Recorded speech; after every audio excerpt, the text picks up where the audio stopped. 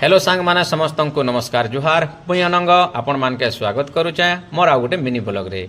आज ब्लॉग बनाबार गोटे न उद्देश्य थिला मुई केबे लक्ष्मी बस नहीं चढ़ी थी। आज फास्ट टाइम जते बेले मुई लक्ष्मी बस चलनी एतकी मजा बोलिकर मुई केबे जानी नहीं थी। तो आमर घर नु बस्ती टिके दूर हेसी बस्ती के जते बेले मुई नास्ता करबार लागि जासी लक्ष्मी बस रे चढ़ीकर पले जासी किंतु जते बेले उतरी देसी कोनोसी लोकटे नहीं थन किंतु जिते बेले से बाट बसटा फिर रिटर्न करसी आमर भागवत मंदिर बस स्टॉप के पले आसी हेतकी बेले फिर खाए आर मुई चढ़सी। एक्चुअली भागवत मंदिर बस स्टॉप रे एते प्रकार लोग थिसन किए चूड़ाकुटी जाऊला किए कॉलेज जाऊला किए टिटलागढ़ के बाजार जाऊला एतकी लोग थिसन मुई केबे नहीं देखी थी लक्ष्मी बस रे एतकी मजा लागबा आउ एते लोग भीड़ हसन बोली करी तुम माने देखि पारुथबो ई लक्ष्मी बस रे प्रकृत रे खास करी हल्दी कॉलेज जाऊथिबा किंबा मुरीभाल कॉलेज जाऊछन कि भंगमुड़ा कॉलेज जाऊछन कॉलेज पिला माने बेसी कर अछन।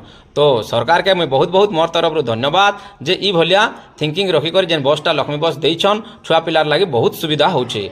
किंतु गुटे न मुई अपील करमी बस जदि आमर तेतेलखुटी को जदि टिटलागढ़ जाता टिटलागढ़ रु फिर जदि मुरीभाल जाता बेले आहुरी अधिक लोग माने इने उन्नति हो पारता जाई पारते। तो समस्त को नमस्कार जुहार धन्यवाद भूल थिले माफ करबे लाइक टे कर देबे फॉलो टे मार देबे।